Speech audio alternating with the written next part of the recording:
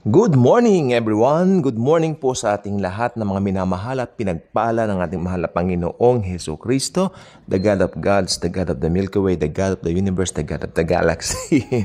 Okay, thank you very much po sa pagsubaybay nyo. Maski may isang nanunood, dalawang nanunood, sa akin marami na po yun. Kasi sabi po ng Biblia, kung merong isa o dalawa nagkakatipon or pulong sa aking name, nandun ako sa gitna nila. Okay? At kung merong isang kaluluwa man lang na naligtas, nagpapalakpakan ng mga anghel, I'm not here para magpadami ng mga o magpaka-importante. I'm not here para magpaka-popular.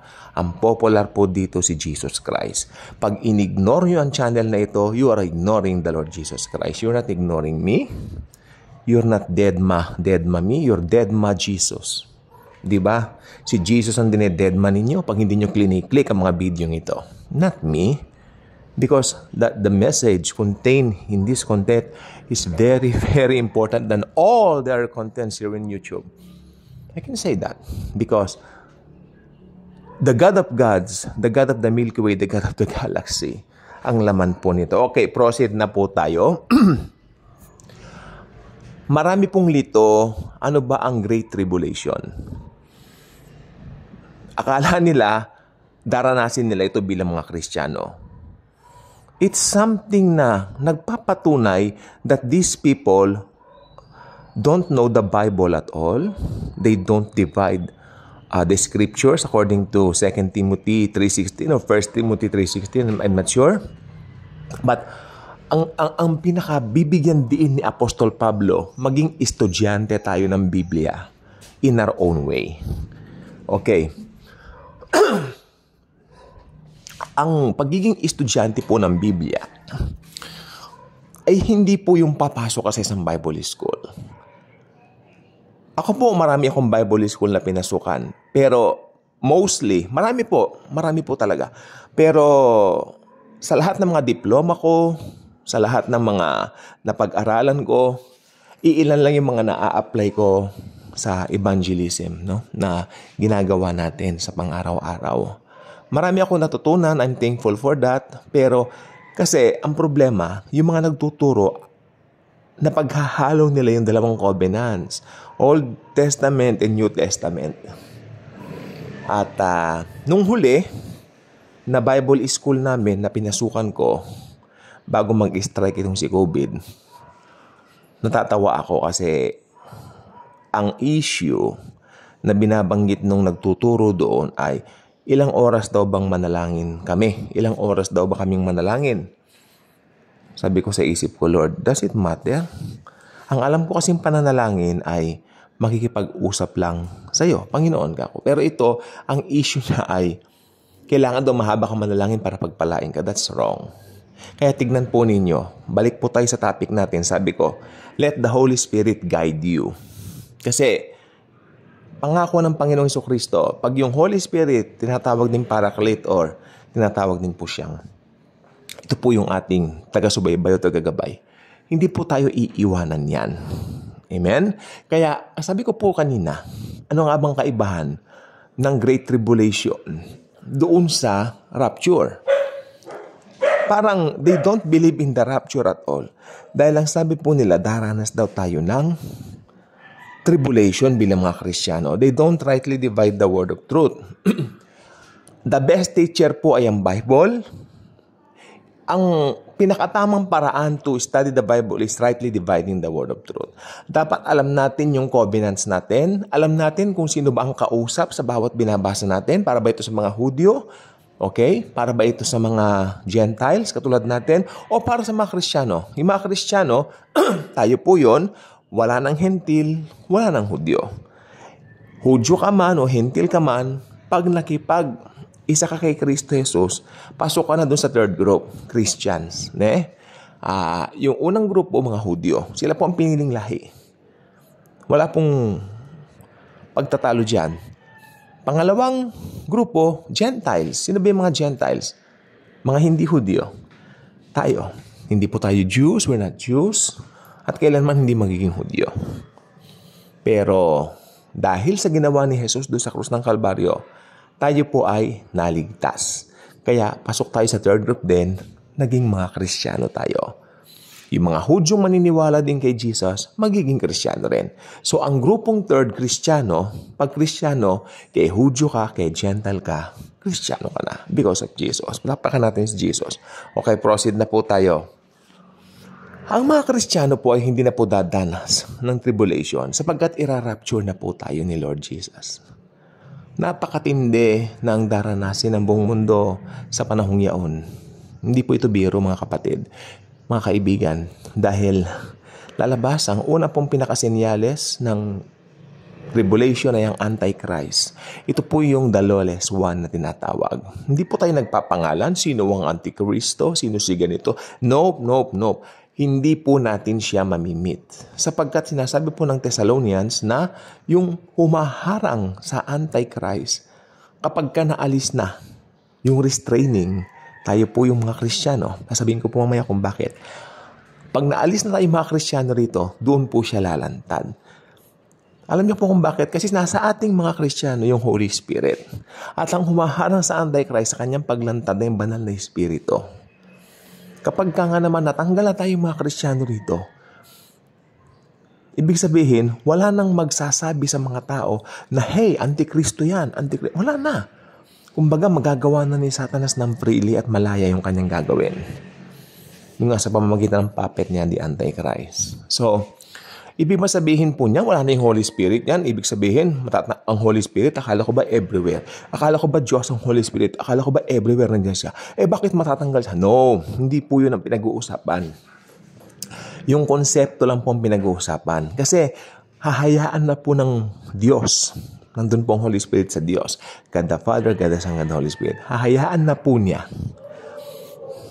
na matupad yung mga nakasulat sa Biblia. Diba? So, pababayaan niya, papahintulutan niya na maghari ang Antikristo rito sa loob ng 7 taon. Una, ito ay lalabas, magkakaroon ng peace treaty para maitayo yung third temple ng mga Hudyo. Pangalawa, diba? Lalabas din yung false prophet niya. Magmumula po, ako'y naniniwala, magmumula po ito sa Israel. Isa po itong Hudyo. Yung false prophet, Hudyo. Pero taga-Europe yung Antichrist. Ayan. Pero wala akong papangalanan kung sino. Pero siguro yung sa false prophet, may possibility si Rab Shlomo Yehuda, sabi nila, aka Dayanuka. Pero I don't know, dahil tahimik na rin po ngayon yan. Kung ano man po yun, hindi na po natin problema yon dahil tayo mga Kristiyano po, ira-rapture na po tayo. Yan po ang pangako ng Panginoong Hesukristo. We will be raptured to be with Him forever and ever, to enjoy heaven forever and ever, to be with Him, with His presence forever and ever. Amen? Ngayon, anong mangyayari sa tribulation dito? 7 taon ng paghihirap, pagdurusa. Yung first 3.5 years, I think parang, siyempre madadaya sila ng Antichrist. Kasi ipapakilala ng Antichrist na siya ang solusyon sa lahat ng problema ng mundo. Ano? Kasi mag-uumpisa yan, pag nawala na tayo mga Kristiyano, magugulantang ang buong mundo, then sasabihin ng Antichrist, kinuha tayo ng mga alien, parang ganon, alien invasion, sasabihin ng Antichrist. So, itong taong ito, the lawless one, the Antichrist, magiging pinaka-popular tanyag siya. Pag samasamahin mong kasikatan ni Elvis, ng Beatles, ni Taylor Swift, walang binatbat sa kasikatan ng Antikristong ito. Sobrang sikat ang Antikristo to the point na sasambahin siya ng buong mundo. Amen?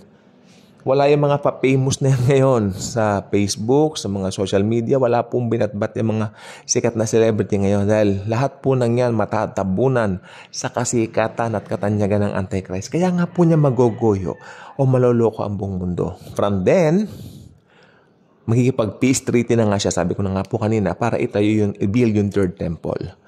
Okay, after 3.5 years, siyempre, ang third temple po, hindi po sinasang-ayunan ng Panginoon yan dahil diyan naghahandog na naman ng mga alay. Pero ang mga Hudyo po, yan po ang gusto nila kasi hindi naman po sila naniniwala na si Jesus ang kanilang Diyos, no? O kanilang Lord. So, ang mangyayari, mag-o-offer uli sila. Offering. Pero after 3.5 years, darating yung Antichrist doon sa temple. Itigil yan, sasabihin niya. Magugulat ngayon sila. Ba't pinapatigil niya? Ayun na. Pagka pinatigil niya yun, pasok na po yung Great Tribulation. Yan po ang mangyayari sa mundo. Ipapakilala niya na, I believe na si Satanas na po yun. Kasi ang Antichrist po mapapatay, mababaril. Sabi nila mababaril daw, no? Kung ano man paraan ng kamatayan, pero mamamatay siya kasi sinabi po yan ng Biblia. Okay. Ngayon, after ilang days, mabubuhay po yan. At doon, sasamba sa kanya ang buong mundo kasi makikita ng buong mundo na buhay siya, yung Antikristo. So, pag nabuhay yung Antikristo, sasamba na yung buong mundo. Ang magpapasamba sa kanya, yung bulaang propeta na taga-Israel. Sambahin natin. Hindi niya sabing Antikristo, sambahin natin kung ano man ang pangalan niya. Sabi ko po sa inyo, si Taylor Swift, si Beatles, si Elvis, Adele, sino may mga sikat na artista, singer. Siyempre sa Hollywood tayo kukuha kasi sobrang sikat ni Taylor Swift ngayon. No? Binigyan nga ako ng CD ng Taylor Swift. Maganda nga, gusto ko. Pero pagdating po ng Antichrist, walang binatbat niyang kasikatan ng mga yan. Dahil sobrang sikat ng Antikristong ito. Kaya sasamba na sa kanya ngayon. Ay, nabuhay oh! So, sasamba ngayon sa kanya. Kasi nakita nila, ay, namatay ito, pero hindi nabuhay. Kaya sasambahin ngayon siya. At malilin lang niya ang mundo. Tapos, eto na. Magtatatak na siya ng mark of the beast. I believe ito ay microchip na parang maliit na kanin na ilalagay sa mga kamay ng mga tao. Kaya hindi ka makakabili kung wala ka nung. Kasi pagpunta mo sa mga mall, wala ka nung biochip na yan, hindi tutunog yung pangalan mo, hindi ka makakabili. At yung pag nalaman ng Antichrist na hindi ka nagpatatak, papapatay ka, papupugutan ka ng ulo. Pero pag papugot ka naman ng ulo, mag-glorify mo si Jesus. Kasi ang salvation during the tribulation at great tribulation ay salvation by works. Maniwala kay Jesus pero kailangan may works. Hindi na dugo ni Jesus ang magliligtas sa'yo. Sariling dugo mo na pag naiwan ka sa rapture. Diba? Pag naiwan ka sa rapture, daranas ka ang tribulation age. Kaya pugot ulo ka. Pag hindi ka nagpapugot ng ulo, hindi ka mapupunta sa langit. Amen? Amen. Kaya mahirap ang salvation sa Great Tribulation. Kaya kung ako sa'yo ngayon pa lang tumanggap ka na sa Panginoong Jesucristo, decide for Him now while there is yet time. Pero, syempre, ang tagumpay darating na. Kapag nasagad na yung 3.5 years, darating na po si Jesus. Alam niyo kung sino po ang kasama niya? Yung mga na-rapture na born-again Christians. Tayo po yun. Palakpakan natin si Jesus. Tayo yun. Nasa likod tayo ni Jesus. Makinig po mabuti. Sa rapture, Jesus will get His bride. Will get His church. Sa second coming, Jesus will come with the church. Tayo po ang church, hindi church building, hindi institutional church. Tayo po. Maliwanag po yan.